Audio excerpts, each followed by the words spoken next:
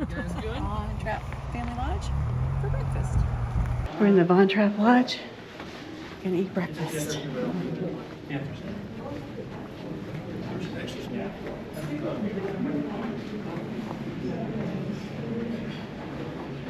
This is the Von Trapp dining area.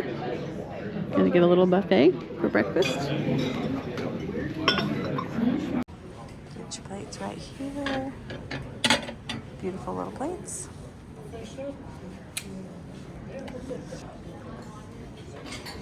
Pancakes, waffles, dishes. Bacon and sausage patties. Bacon and sausage. Looks like two different kinds of eggs, one with meat, one without. Looks great. And some oats over there. Here's the toast station. Butter, looks like maybe some Cream cheese, maybe flavored cream cheese. What is that? Oh, rye. I see. Or pumpernickel, actually. Yeah, pumpernickel. The oats look great. Got us a little breakfast, oatmeal. Fruit looks good too, doesn't it? Gonna try different things. I wasn't sure what this was. I was thinking like an overnight oats. Oh, is it okay? Yeah, I'm saying overnight oats. Enjoy. Had a great breakfast. It's very nice. Where's the warthog? Oh, warthog. Didn't touch them, but So pretty out here. If you're at the Von Trapp Lodge, definitely come eat. It's at the end of the hallway. yeah, it was a nice buffet. Nice little buffet. Food was delicious. It's $26 a person, just kind of a flat rate. You can get juices, coffees. So yeah, nice. Now we're gonna stroll around. Vanessa's never been, our friend, to Von Trapp Family Lodge. Look at this, isn't that fun? Now, if you don't know about the Von Trapp family, you definitely need to check it out. You'd understand some of the artwork.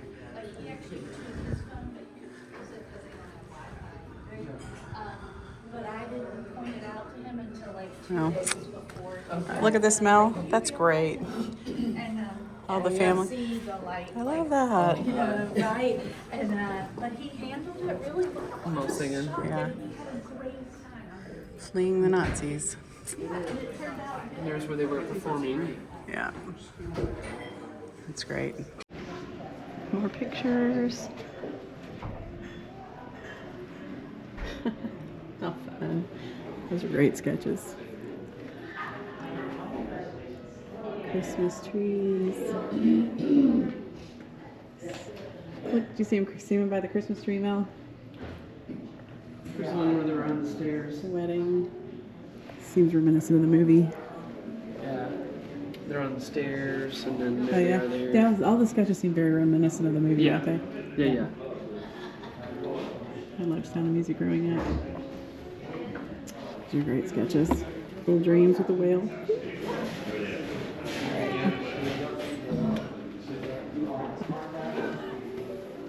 Look at the swans here. It's beautiful. It's gorgeous. Wonder if that's Austria. I bet you it is. Yeah, I would think so. Weird. Always like looking on the rest of them. This is the main lobby of the Von Trapp Lodge. We're not actually staying here, but just had breakfast. But if you're looking for a place to stay in Stowe, this place is incredible. I love this marina right there. God, I love that picture. Was it? I remember that. Yeah. There's the. It's in the main lobby. This one. Did you get this one? Yeah. Oh no, I didn't. Love that. I have that on my wall at home. It's just glorious up here. I mean, it is an oasis like no other.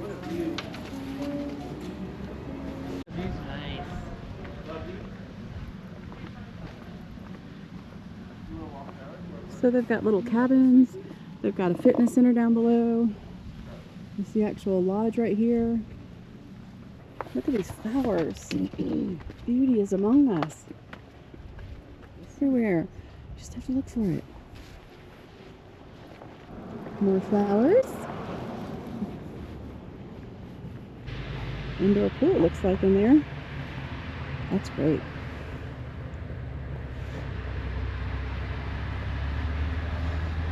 Near the fitness center down here. Another shot of the lodge from this angle. This is their fitness center. And that is the indoor swimming pool. I don't know, I've been here before. It's lovely. It's a beautiful piece of property with a beautiful view. We're at the Trapp Family Lodge again. We're coming into the outdoor center. We're going to check out some Scottish cows today. Outstanding Tree Farm 2006. Cool. Here we go. We're doing the 9:30 Meet the Cows today.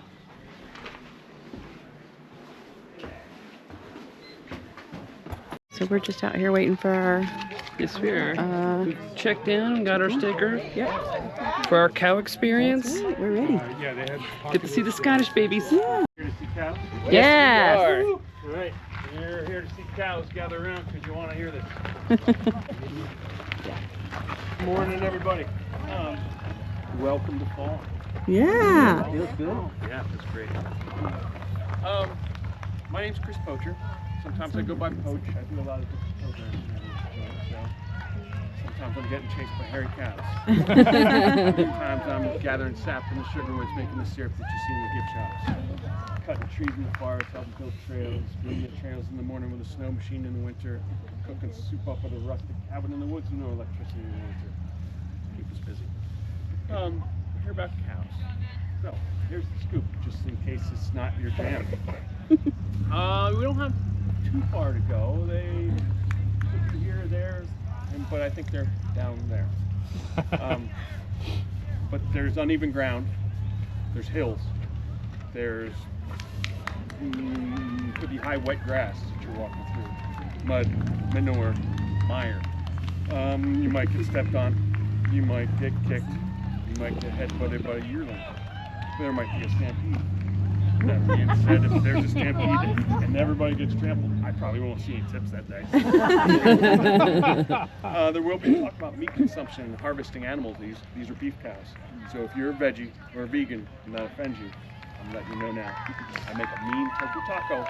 My wife makes raw vegan cheese, but we also raise fur babies and we eat them. We're flexitarians. Everybody down with all that? Yes. All right, ready to be in a cow pasture for an hour? Yes. Okay, let's go find some cows. I'm excited. Fur Be babies. awesome. Fur babies. So we said we'd be going down some hills and some pastures, maybe some mud, maybe some cow manure, but we're in for it. Ready. Millie's bringing up the rear. Look at that yoga. That's amazing. We have to do that sometime though. Yeah. Oh, we've got some in the distance. Looks like we're stopped. A few cows. Behind the Robsburg saddle, you see the far head and the nose of Mount Mansfield. So that's Vermont's highest peak. You'll be going below the chin today. And it's the far head, the nose that lifts the chin and the abs. Our land crosses up to this big ridge right there, Skytop Ridge. That's another 1,000 foot of vertical past the cabin before dropping back down towards Nebraska Valley and wrapping back around. It's human nature. I can't stop you from doing it. You're all going to walk in a line as soon as you get into the pasture. It's what people do. But once we hit cows, that's when we need to become our little herd. Oh, I see. So pay attention, be alert, know your surroundings. We're mellow, cows are mellow. It's Mount Mansfield in the distance. Beautiful. Up here at the Von Trapps. And down below are those little cows we're gonna go see. We made it into the pasture. So just be careful. Faith, morning, Faith. Hello. That was awesome. Be very intentional about where you're walking if you do the cow experience while you're here.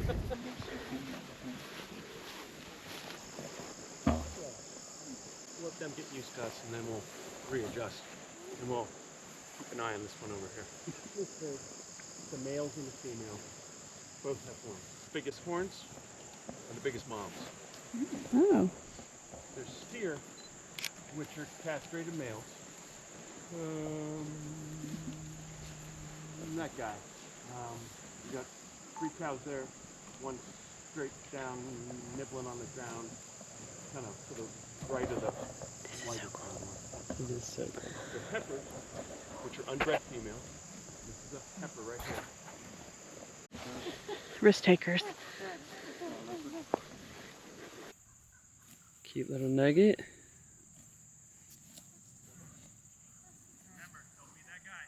Oh, you're gonna keep going into the woods. We take them down the hill. All right. Doesn't sound too hard. By the way, these cows are coming right towards you. That's the way they're gonna go. They're gonna keep getting closer and closer. Unless you move yourself. It was a symbol of wealth to own cows. The Scots would bring their cows in their stone huts, thatch roofs at night, to help warm up the house.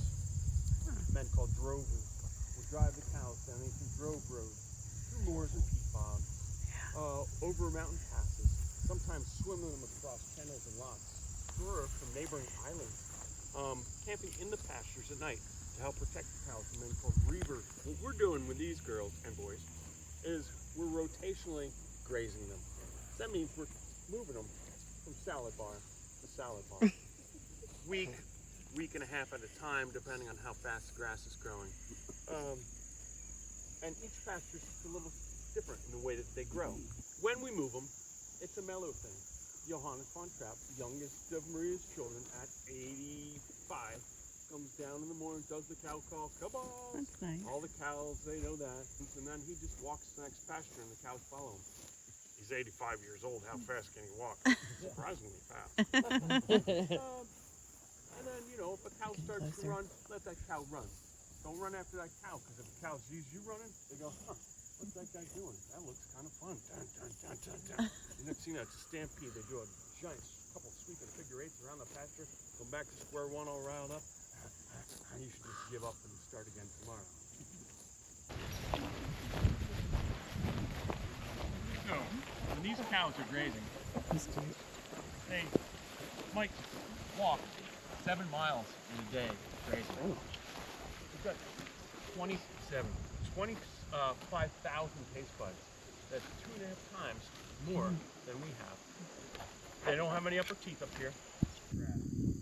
They swallow it down into one of the 4 chambers of their stomachs. Not 4 stomachs, 4 chambers. And the largest of which, on a 1,200-pound cow, is the rumen. And it's filled with billions, or even trillions, of living organisms. There's a 50-gallon chamber. And they might chew their cud for 8 hours a day ruminating. They swallow it back down, it goes in the reticulum. And the reticulum is kind of a Swiss cheesy kind of chamber that picks up things that they shouldn't be eating, like nuts and bolts. It goes in the omentum. These cows don't get handled. So they're kind of like almost like wild beasts. Whenever one says hello to me, I just usually put out my hand and walks up, sniffs my hand. If it stays there, it's a curious cow. It was curious about me. I might, on very rare occasions, get a little pet on the cheek, but it's very rare. Normally, they'll toggle their horns around, meaning I was curious, but I don't really care what the heck you're doing out here. This is my pasture. If they toggle with their horns around and take a few steps towards you, that's an aggressive cow and you have to take action. The best action, walk away. Because trying to, you know, grab the bull by the horns, so to speak, with a 1,200-pound cow doesn't usually equate well. I literally had to grab the bull by the horns before the bull, not this guy, another guy. And when they're 2,000 pounds and you're $160, it doesn't equate well. He's a different breed. He's the only bull out He's a here. breed of cow called Can't see him Shorthorn. between the trees. No, he has no horns. From Scotland. 9 months gestation. Unlike sheep, which are 5 months. Unlike pigs, which are 3 months, 3 weeks, 3 days. Mom eats the afterbirth, not only because it's nutritious, because she's getting rid of evidence from predators such as coyotes. Mom will lick and clean the calf, nuzzling up against her, letting the calf know that's her sound. Or scent. Soft, gentle moves and various forms of moo speak to let the calf know that's her sound. So scent and sound are how they know each other. And then within 15 minutes, that calf is standing all wobbly legged with Mom encouraging her up with her head. Why is the calf standing in 15 minutes? It would be too if there's predators around. Yeah. But generally, these are my therapy animals. Listen to the symphony of the crickets, Yeah. sound of them munching. maybe a raven flies by. It's very therapeutic, very peaceful. Yes, it I mean, is. you got this view to look at. It's not too bad. But when everything goes wrong, that's a different story. We have electric fence to keep the cows in. It does not do anything to keep predators out. And the main predator, again, is coyotes. And they are the most susceptible when they're brand new. That calf, if I didn't intervene, I think that calf would have got eaten. But I chased off the coyote and Oh, good. again, wound up being a good calf. Mom found her calf and everything turned out all right. They're sneaky. This is broad daylight.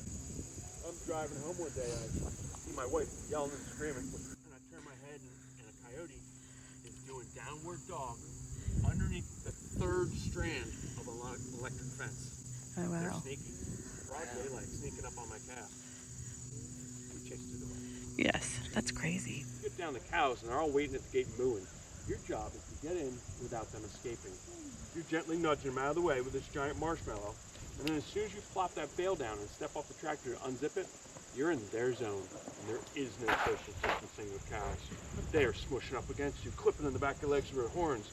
I've been stabbed, stepped on, thrown in the air, had a cow thrown on top of me, and accidentally rode one across the path to backwards. You learn a few things when you're the greenhorn. I bring my wife. She sits on the tractor, takes pictures. On the way back up the hill, she goes, "Wow, that was awesome. You know, I've always wanted a cow." Oh, God, no. I don't see her baby, but her baby's had 6 babies. Oh, wow. And one of them is laying down right there, that chocolate cow. Oh, yeah. There, go up. 6 babies. So 4 chocolate babies, 2 vanilla babies. Last year and the year before, vanilla, which is the white color with the silver dun.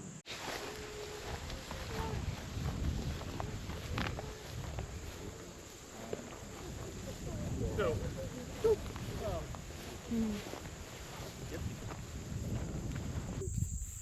and they get to know you. They're not dumb animals. They're pretty smart. My cow knew the sound of my car door. There's some hairy situations with these cows. Oh, be careful. Right there is this very prickly plant that you do not want to get pricked by. It's called a bull thistle. The very valuable food source for the seed. We always give them woods to go into for protection from the elements, but wintertime they rarely use it. It's more of a summertime thing for shade. Again, wintertime, they're standing outside no matter what in the snowstorm. Most of the time, doesn't always work with the old girls, but I snap my fingers and they're like, "What the heck is this weirdo doing?" I just go this way. It works pretty good. But we're letting cows be cows. You know, they get to eat and sleep where they want, tussle with each other, chlorophyll from the grass, vitamin D from the sun. That's a really good life for a cow. That's not the case with most modern beef. Yes. Let's sweep our way up this way.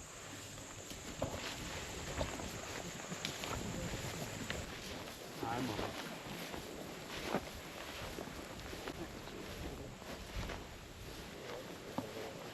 So, as much as I can, I like to buy from local farms. And it's this easy. Siri, where's my local farm? This is what I found. Simple as that. Farmers want you to come to their farms. They might seem put off because you're interrupting their farm chores. But if you like what you see, that he or she is doing the humane thing, maybe you buy a dozen eggs or a slab of bacon. That money goes in a farmer's pocket. You're not the middleman. Farmers don't make a lot of money, or tour guides. So good luck with the local farmers, because no farms, no food. And so now that I've raised cows, pigs, sheep, chickens, bees, I know what goes into things and what shouldn't be going into things. So I think we're all getting smarter, knowing where our food comes from, buying locally from our farms. Vermont Wagyu out of Springfield, Vermont. It's this older woman that just decided to check out a normal society and get back to basics and start a small herd of Wagyu cows, which have beautiful natural marbling. Now she's enlarged her herd so she can sell to all these bougie restaurants in New York City, but she'll ship it to your door the next day, or if you're in Springfield, give you a tour of the farm. And I just found out that she seeded a farm in the Northeast Kingdom in Craftsbury. So now we have closer Wagyu. It's pretty awesome. When I buy animal protein or thin-skinned vegetables and fruits, that's where I pay out the extra money, for sure. So this place started as a farm long before the Von Trapps ever got here.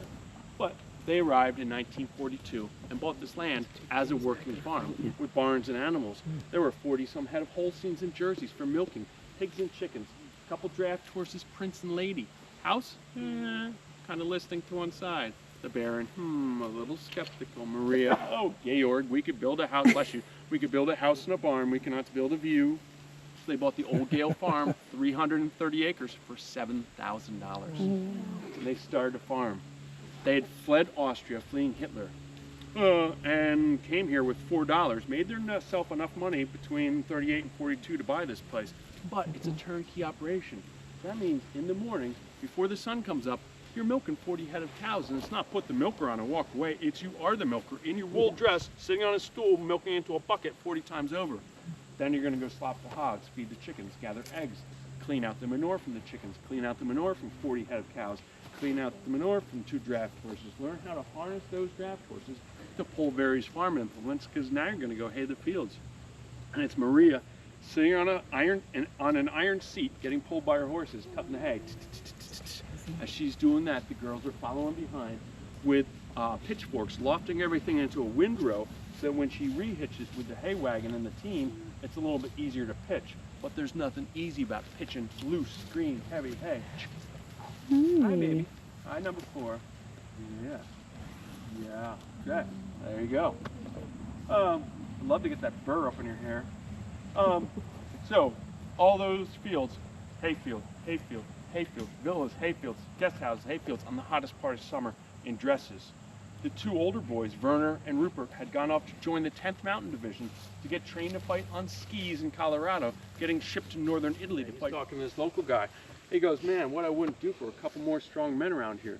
The guy looks out in the field, he goes, or one more of those women. These are strong, awesome. But as soon as you're done with that, it's back to the dairy parlor to do the evening milking. That's a lot of work. And they farmed hard like that until 47 when the Baron passed away. They auctioned off the dairy herd and the cow and tore down the cow barns and the horse barns, and they started to focus on the formation of the lodge. And it wasn't until 63 that Johannes von Trapp started to breed Scottish Highland cows and get the farming bug back onto this land. And it's his son and daughter, Sam and Christina, which are pretty much the backbone behind the agriculture that you see today. It's not just hairy coos that we raise for tasty Johannesburgers, but we also sometimes have a herd of pigs, a flock of sheep to mow the areas we don't want to mow, a flock of chickens for eggs, several thousand bees for pollination and honey, tapping sugar maples for maple syrup, tapping into our spring water for tasty Trapp lager. So as much as we can, we want to give you a farm-to-table experience. But I guarantee you, you won't be standing next to a 1,200-pound cow with giant horns with a bull that was laying down 20 yards from us. I mean, that's kind of a unique experience. Yes, it is. That was really awesome. Yeah, it was. Very informative. Yeah, I like it a lot. Yeah, me too. I definitely recommend doing this. A little when you come out disappointed here. to get to pet them. I know. Yeah. I don't think they like to be petted. Yeah.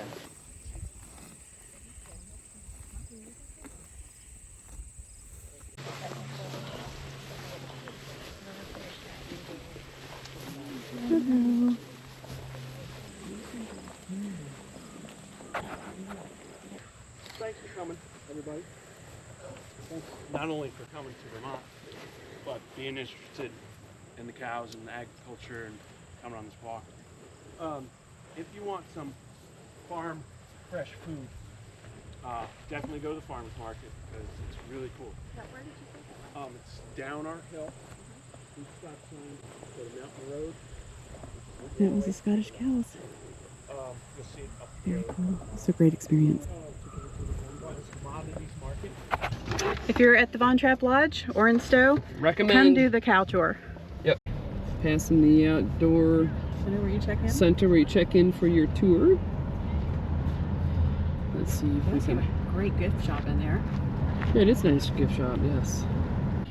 It was very nice. He was very informative. He was engaging. It was entertaining. Yeah. And here we go. We are off to our next adventure. Yes. Yeah. The farmer's market. Woohoo! Yes, we're ready.